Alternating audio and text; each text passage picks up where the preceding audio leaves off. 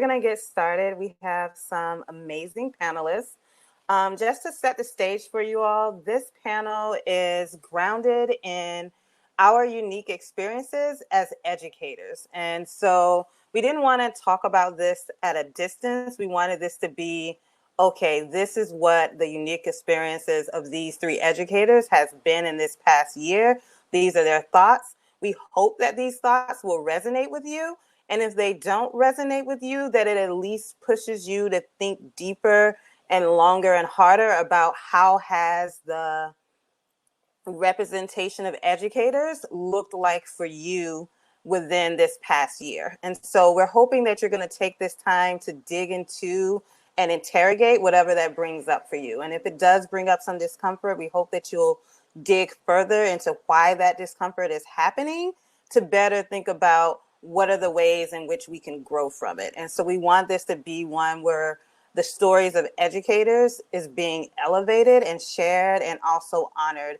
And so if you yourself are an educator and you're here today, please feel free at any time to start off and let us know what your experience has been too, because we also want to elevate that as well.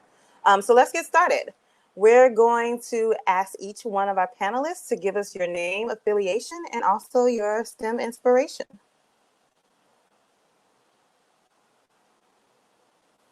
And we can start with Maggie. Hi, everyone. I'm Maggie Waldner. I am a fifth grade teacher and instructional lead at downtown Denver Expeditionary School in Denver, Colorado. And my STEM inspiration is definitely my students. They just are amazing. I teach first grade and they are brilliant and teach me so much every day. And then also a woman named Stephanie Smith who taught me everything I know about how to teach math. I am Tamar Avineri. I'm a math instructor at the North Carolina School of Science and Math in Durham, North Carolina. I've been a 100Kin10 Teacher Forum member since 2019 and co-lead of the Positive Work Environments community this spring. His first STEM inspiration was definitely my dad. He worked as an architect, engineer, general contractor. I connected so much with him on that. My current STEM inspiration, I echo that with Maggie, my students, but also I have some incredible colleagues at my school. I'm inspired all around. Hi, I'm Jason Sullivan from Montgomery Township Schools in Skillman, New Jersey, and also representing STEM Teachers NYC, which is a teacher-led teacher professional and development organization in New York. And my STEM inspiration, I think, right now is my team of teachers I work with and how they have adapted and sort of transformed their practice, but not just transformed it, but made progress, I think, in so many ways. So they've been an inspiration. Wonderful. And Jason, that was a great segue into our first question, which is, this year has truly tested the mettle of educators. It's had its flaws, it's had its highs, it's had its lows, but it's definitely exacerbated and laid bare for people who are not within the educational system to see the inequities and a lot of the systems that may not have been functioning to the most advantageous level for educators. So what are some innovations in your practices, your school, that you saw among your peers, your students, or families that surfaced, and what has worked this year that you want to carry into the next year, or within the system that you hope will continue and carry into the next year? Jason, do you want to start us off? Oh, sorry, Tamar, go ahead. No. No, go ahead. Tamar. Okay, I will go. Well, one thing that really stood out, well, actually, a number of things really stood out this year. One was increasing our collaboration, both students and colleagues. Definitely recognizing the privilege that we had with regard to access to technology and Wi-Fi connection. But opportunities to collaborate with colleagues continues to be rich and available for us. Students were more able to also collaborate with each other through re-envisioned assessment that we increased opportunities for students to work in pairs or in groups, and we did it from a distance, which was something that we were sort of forced to do. Had we had access to each other physically, I think we would have talked ourselves out of the potential of doing it from a distance because of the challenges that it would present. But because we had to do it, we found that it actually was successful for us. We all became more proficient in communicating our thoughts and ideas in a virtual environment. I'm hoping that this culture of collaboration continues, and perhaps what we thought was not possible because of distance or timing may be more possible now. I'll kind of build on that, or the whole idea of assessment has changed a little bit in this world, and kind of seeing that shift from what teachers held, at least in my world, as very sacred kind of document that they created and kept secret. Now realizing that if it's in a virtual world, it's out there for the world. And in the world of science education, we always have these, disciplinary core ideas, and that seems to always have been the focus for people. I was like, I have these ideas, I'm going to tell you about them. But it was almost an ignorance or an ignoring that the fact that Google is out there and they can just Google all these things now. So I think it shifted us to really a focus on practices. So the way that we communicate, the way that we engage in design of experiment and look at experimentation differently, because we're doing that online now. So it's not live in the classroom, and you actually look at it a little bit differently than it did before. So I think that shift in practice, and now looking at it more as a performance assessment rather more of a standard multiple choice. And I think that will bring into some equity pieces.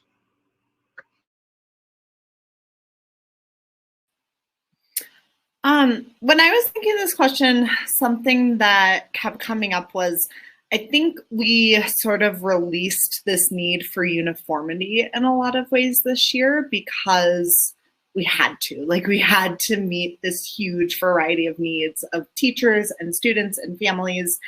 And, I'm really fortunate I really enjoy working at I'm at an independent charter school. And so we are able to make a lot of decisions on our own that are, may or may not be the same as the district. But I think we just have been so flexible this year in ways that we never would have if we weren't forced to be. And I hope that that's something we can bring into the future of like this thing that feels completely impossible, like teaching first graders on Zoom, we can make possible by being very flexible. And I think having leadership that was willing to do that as well and just like change and be responsive to lots of different needs helped us get through this year.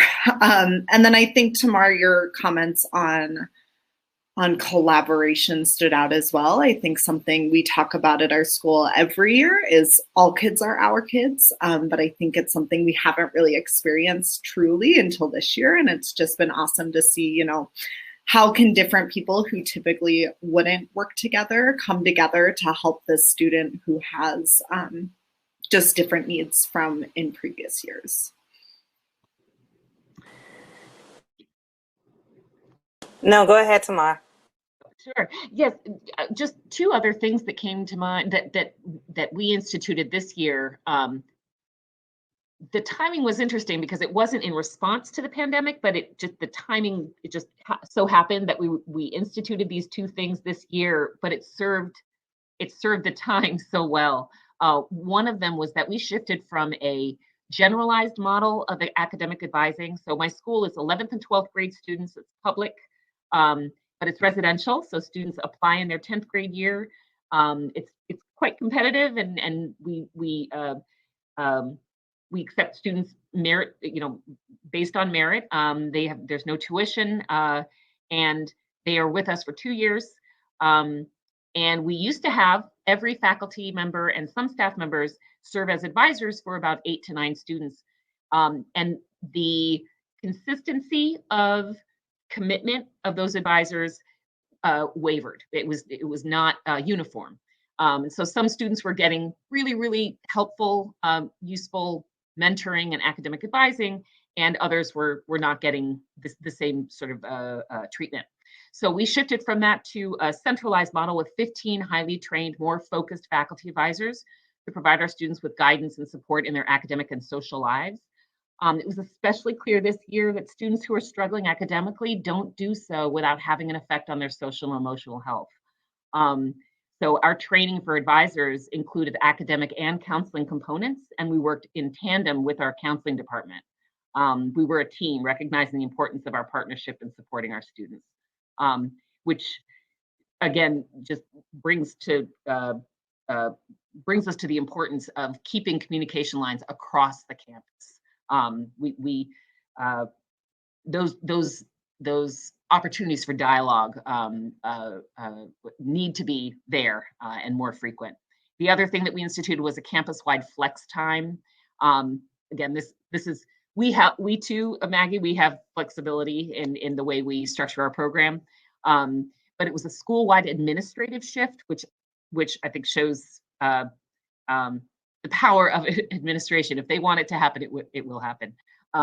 We instituted the flex time in our schedule, providing students and faculty opportunities to visit teachers and TAs office hours, schedule things for themselves, even if it was to work on assignments, drop in, so they had time management experience. And that worked really well for us, but does require some support and training for students to use that time wisely. That sounds wonderful, Tamar. And actually, I think Maggie and Jason, I would love to hear more about how, because Tamar has talked about just collaboration, and Jason, you talked about the reinvention of assessments, and Maggie, you talked about flexibility. What are some ways in which your school has done like an innovative practice? Maybe it was your school as a whole, your peers, students, or families, but what are some ways that you all had to rethink what education looked like within the pandemic that has really transformed the way that you looked at education or your own practices? Well, I asked many teachers, and when I went in and did observations this year, I asked them a question about, what is it that you've changed in your practice this year that you would want to keep, that you think is a good change, and you want to keep through there. And I was really stunned with a lot of the teachers who said, my assessment practices have changed, and I think they're changing for the better. Particularly the math teachers almost uniformly said, what we were doing before, I'm not going to do again. And I thought that was just really kind of an important acknowledgement that maybe what we're doing before wasn't great for everyone. And I think it got us to ask that question. And I heard a lot about the social emotional piece for our students, and recognizing some of them struggling in this environment, and as an institution asking, well, what can we do to support you? And I think in the past, when they struggled and they were in the environment that we've known for the last 150 years, like this regular thing that we do, we always blamed the kid. And we didn't ever really take a critical look and say, maybe it's the environment. Maybe what we're doing to them is not the right thing. And so I think I don't know that we've made huge institutional changes yet, but those that scab's been picked off, I think. And I think we have to recognize it.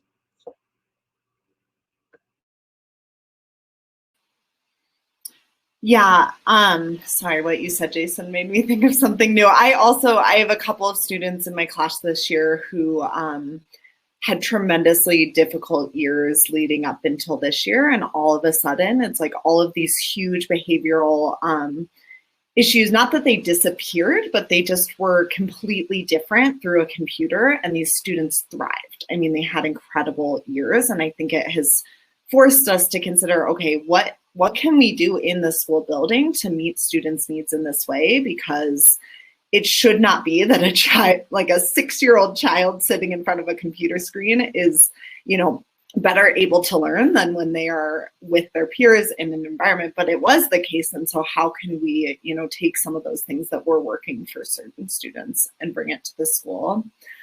I also think, so our school, we do semester-long, like multidisciplinary studies of certain topics, and we usually partner with local experts to help our students learn more. And something that happened this year was that a lot of those partnerships changed because we weren't able to go and be with people in person. But it really broadened who we were able to bring in as experts. So we partnered with families a lot more and brought them in as experts to teach us about whatever it was we were studying. We also just did a lot of, Zooming with people from all over the world, and it allowed us to really diversify who we are showing to students as experts in the field. And so I think that's something is just a conversation at our school right now of how we can continue to make sure that the experts that we're showing to students, that is a diverse group of people, and that we're thinking critically about who those people are, and that we're, it does not have to be the people we've always partnered with in the past.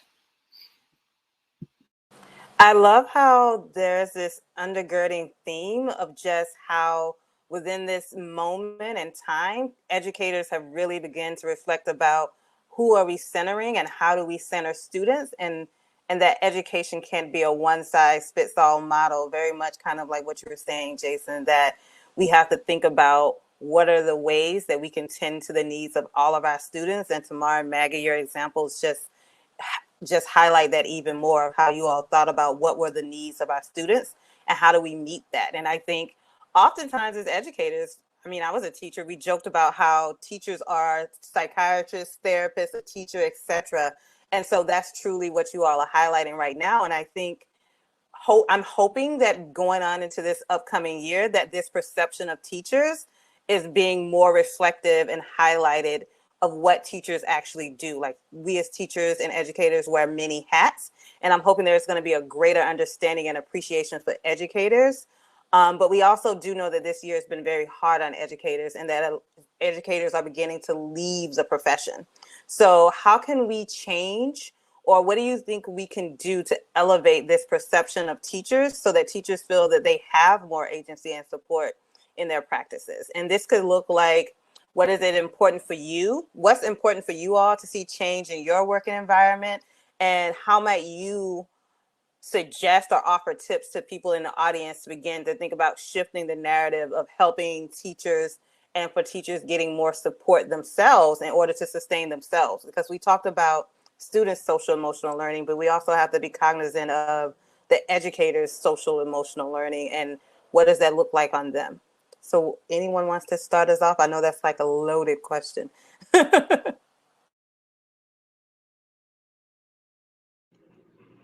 Well, I'll jump in here, because I just think from the kind of the raising the level for teachers, to me, it's always been about giving the teachers opportunities. So the things that Maggie and Tamar are talking about, and those things, those collaborative, that's opportunities for them.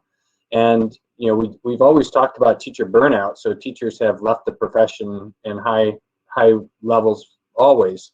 And it maybe then gets us to think about that in the same way we do with our students, is that we will put them in a position where they didn't have the ability to be creative and meet the needs of their kids the way they wanted to and they thought best, because they were shoehorned into a way of doing things. So I think giving them that freedom and saying, yes, I believe in you to do this, and allowing them to do it, I think is crucial for the teacher kind of mental health and retention. Yes, yeah. Thanks, Jason. I will echo that, and just add that one of the things that came to mind for me was specifically on professional growth activities, providing increased opportunities for professionals to choose the types of professional growth activities that would serve them best.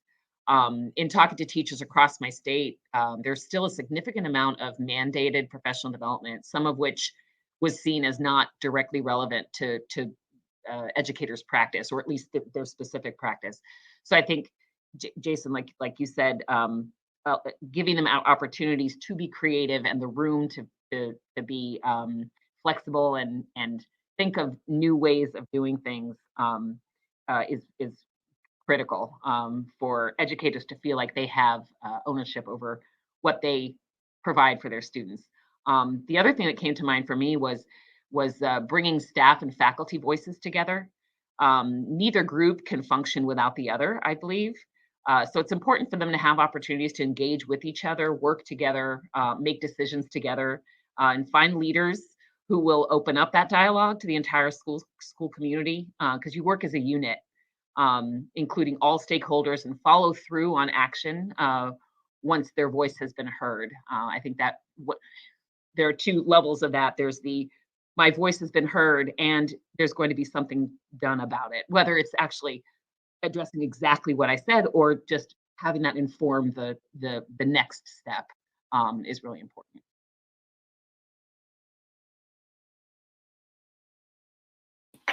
So I think that starting next year from an asset-based lens will be incredibly important. I think that there's so much in the media and just kind of the national conversation of all of the loss, all of the learning loss in schools as well. And I think starting from, okay, yes, this exists, and what did we learn? I think just like this conversation, like what did we learn in the last year and a half? What did students learn? How have they changed in the last year and a half? And how can we start from this place of here are the assets that teachers, students, and families are bringing to the table? How can we build from there?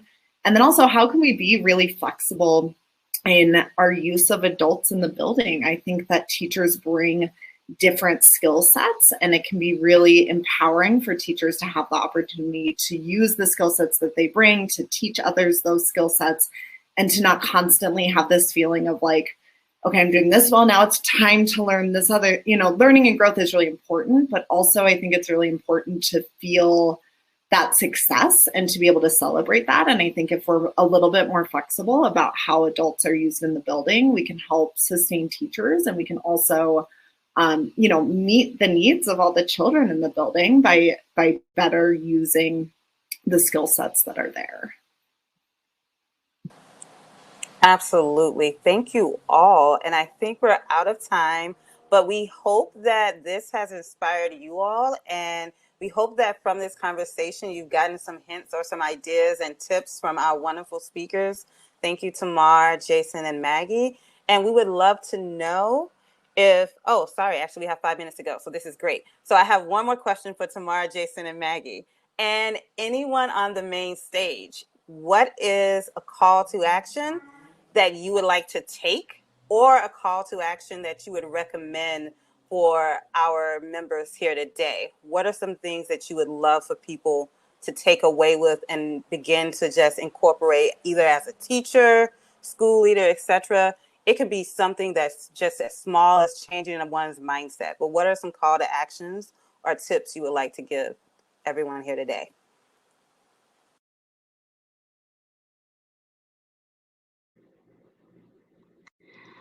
Well, I'll go first. So one thing that came to mind for me was for us to reflect collectively and collaboratively on practices that are working and those that don't. I think this past year, we did a lot of resetting and reflection. Essentially, perform a sort of audit of current practices, and we have so much to learn from each other. So I think the collaboration is key. I think I would encourage people to consider the ways in which we're going to need some time to heal. I think that teachers are going to need some time to heal from this last year and a half. I think children and families are, and just remembering that and not giving people grace in that sense. Yeah, I can't agree more that I keep having conversations. I think we're all different now. Like back in 2019 when we started our school years, we're different people now. And I think recognizing that is just a wonderful thing. I think action actually was something that I did today as I was preparing for this. And I was thinking, okay, how am I going to interact with this last bit? And I thought I ought to ask the children some questions. So I actually polled my students today and asked them, like, what's going on that's really good, and what worked for you, what didn't work for you. And I won't go through all of them because they gave me great feedback, because kids do that. But what I assumed was not always accurate. And I just would say all of us to ask those questions and have those conversations and be flexible. What I thought was a great thing, not all of my kids thought was a great thing.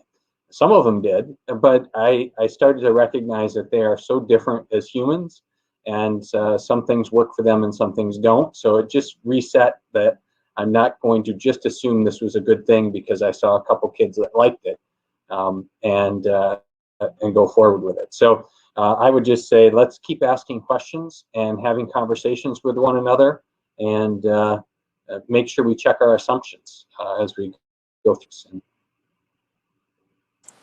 I couldn't agree more. I think that is something powerful to end on, is to think about how can we center our students and ask our students what are their needs and how are their needs being met, and also checking our assumptions, because I think we can oftentimes, like Jason said, he put it perfectly, we can think we did something well and maybe it didn't land as well as we thought. And I think very much so, Maggie, elevating your thoughts on healing and that our teachers need healing. I don't know if some schools even had a break. I think for New York, teachers went, their spring break was taken. They went literally from COVID spring break being gone to having Thanksgiving break, which we all know is not that much, to now maybe they have to work this summer. And so I think definitely having grace and showing healing and just love. So if anyone is out there and you have an educator in your life, please, Venmo them some money, send them a coffee, something. Our educators need it. I will always elevate and say that.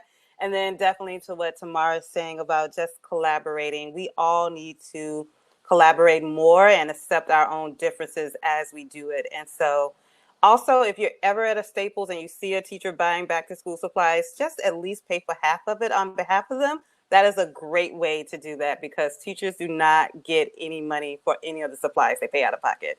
That is my tip for everyone as well. You all are laughing, but I'm very serious. And I think that is us at times. So thank you all. We really appreciate it. Please feel free to just show some love and grace to anyone and everyone, but especially our teachers during this time. Thank you so much. Thank you to Tamar, Maggie, and Jason as well. Thank you. Thank you. Thanks everyone for the comments. Appreciate it. Thanks. That was awesome.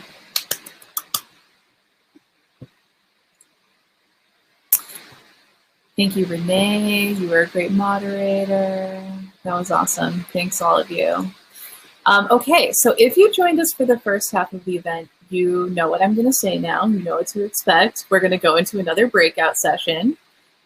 So over the next 30 minutes, you can join one of another 4 breakout sessions, and you can choose to attend. Again, it'll be a similar setup, a session that's hosted by one of our communities and contribute to their work, or a session that's hosted by 100Kin10 to learn about our latest Catalyst research.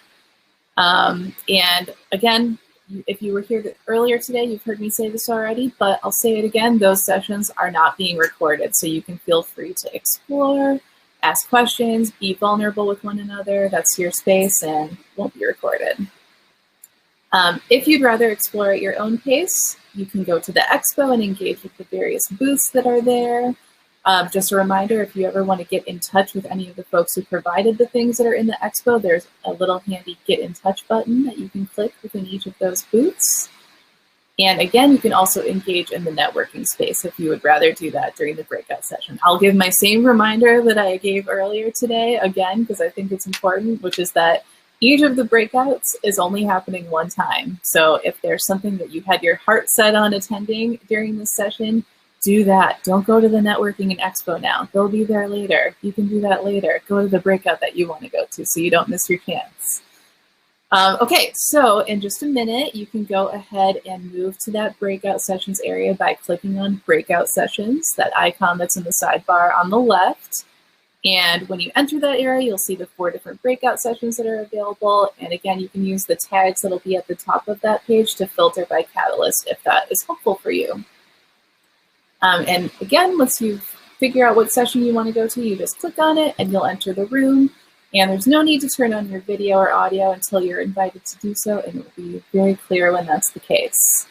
So that's all from me for now. Have fun in the breakout sessions, and I will see you back here on the main stage at 4:20 Eastern Time. See you later.